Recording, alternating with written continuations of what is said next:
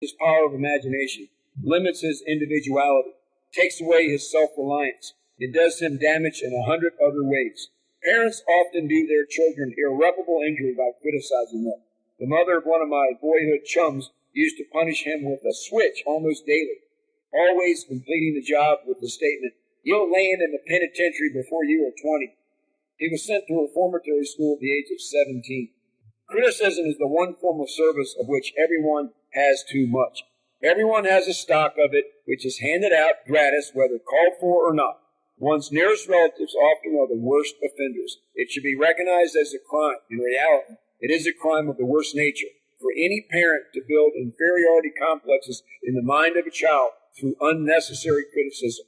Employers who understand human nature get the best there is in men not by criticism, but by constructive suggestion. Parents may accomplish the same results with their children. Criticism will plant fear in the human heart or resentment, but it will not build love or affection. As I said earlier, Napoleon Hill is the master of this kind of thinking. Think and grow rich. I think Think and Grow Rich has sold well over 130 million copies in its little over 80 years that it's been out. Every single motivational speaker that talks about success and positive thinking pretty much is just paraphrasing Napoleon Hill. He's the granddaddy of it all here. And so let me just finish today. There's so much more I want to share, but let me just give you a little bit here to end it, and then I'll encourage you after I read these last two sections to how to get the book. How to protect yourself against negative influences.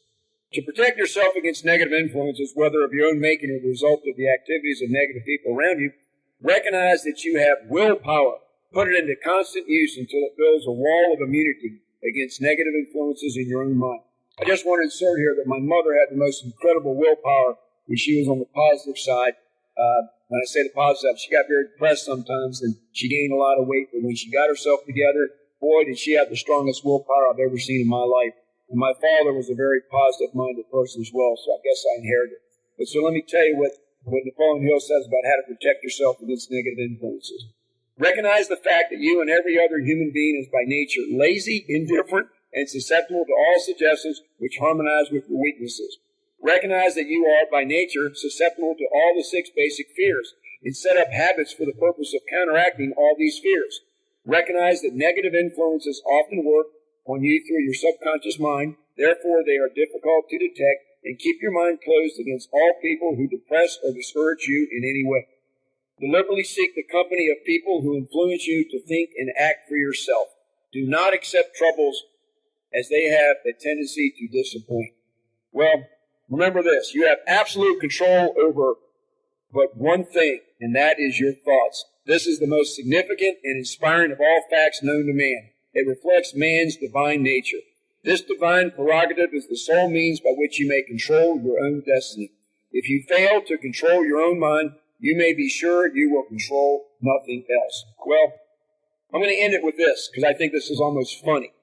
It's so true, it's funny. It's kind of sad, too, though. This is a section on famous alibis. Let me just read you all these ifs that people come up with.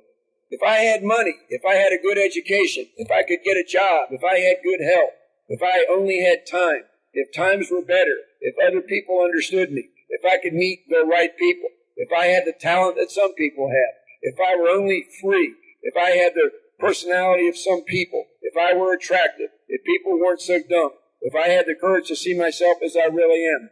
The only alibi that truly matters is the last one. If we could all have courage and believe in ourselves, we could create the life we are dreaming of. To take this thought to its natural conclusion, if I had the courage to see myself as I really am, I would find out what is wrong with me and correct it. Then I might have a chance to profit by my mistakes and learn something from the experience of others.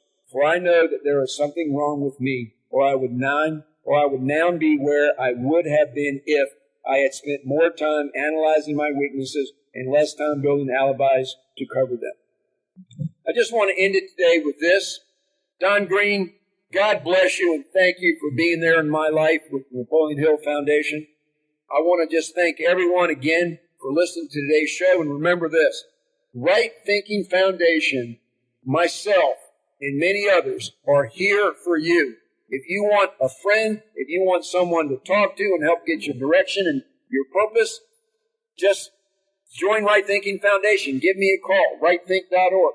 Now, you can get a copy of these 5 Essential Principles of Think and Grow Rich by Napoleon Hill probably through Amazon. It's at airport bookstores. Or you can get in touch with the Napoleon Hill Foundation, which is NAPHILL.org, naphill.org. With that said, thanks again, Don, for making my life easy for this show. I just wanted to stimulate people to know what this book's all about and to get turned on to the principles of Napoleon Hill. And I just hope that more people can catch on to Napoleon Hill like I was so blessed to do 45 or so years ago. With that said, again, our prayers are out to all of those in North Carolina and South Carolina and the other areas where Hurricane Florence has hit with the flooding. And I just pray that everyone can be safe and that we can all get together to help everyone as much as we possibly can. Everyone have a blessed week. God bless you, and see you next week. Thanks for listening to Right Thinking with Steve Copeland. I look forward to being with you again next week. And remember, don't quit, plan ahead, it will get better. God bless you and have a great week.